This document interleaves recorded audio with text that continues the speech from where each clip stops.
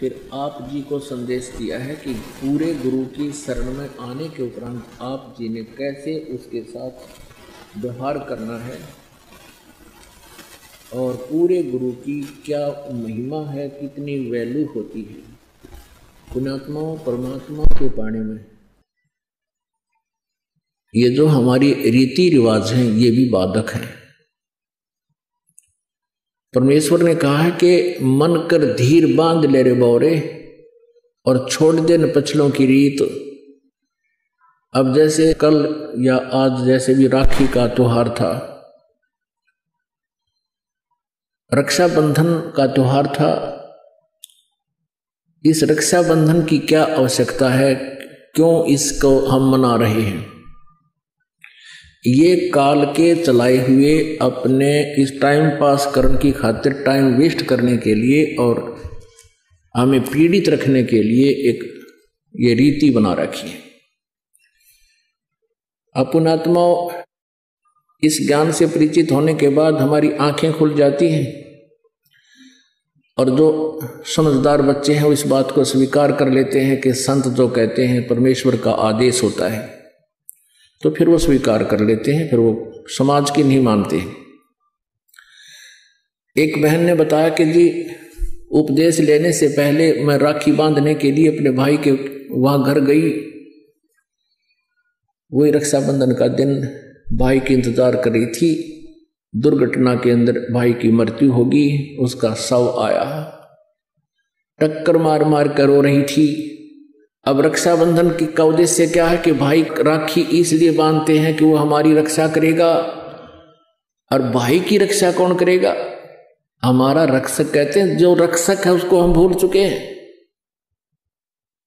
हम सब का रक्षक कबीर साहब है। कबीर परमेश्वर पूर्ण ब्रह्म परम अक्षर ब्रह्म। हम सब ने भाई और बहनों ने मिलकर परमेश्वर कबीर जी का रक्षाबंधन बांधना चाहिए, राखी, ताकि भाई और बहन दोनों का रक्षक हो जाए। कबीर साहब को रक्षाबंधन कैसे बंधेगा? हम उसकी शरण में आ जाएंगे और जो जाकी शरणा बसे ताको ताकी लाज, जल सो ही मछली चढ़ जा बह जाते गजराज। हमने अपने परमात्मा को राखी बांधनी चाहिए। और दूसरा एक और दुख पैदा करती है ये रक्षाबंधन का दिन, जिन बहनों का भाई नहीं, अब वो रोती हैं पिछले कमरों में बैठ कर अकेली, आए हमारा भाई को नहीं, हम किसके राखी बांधेंगे? कोई चाचा के, कोई ताऊ के, कोई मामा के भाइयों की मुंह की तरफ ताकेंगे हैं। और फिर वो न सोचेंगे या पैसे लेने की मारी यहाँ आ जाती है, चाहे ना कहें पर अंदर में जरूर अवश्य होगा, ऐसा होगा। और हमने ऐसा ना करना है। हमने अपने ऊपर कर्जा नहीं चढ़ाना किसी का। तो इसलिए हमने रक्षाबंधन का त्योहार कैसे मनाना है? परमात्मा का नाम ले लेना है।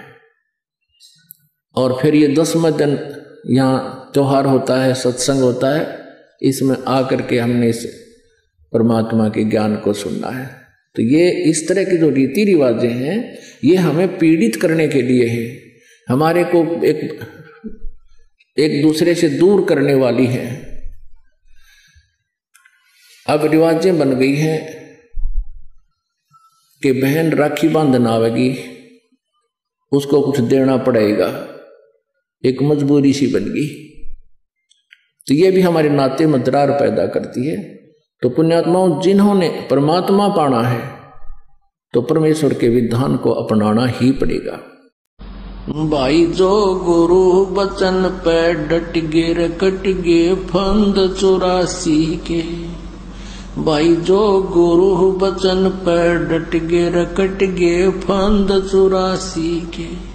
कट गे फंद 84 के, रकट गे फंद 84 के। भाई जो गुरु बचन पे डट गे रकट गे फंद 84।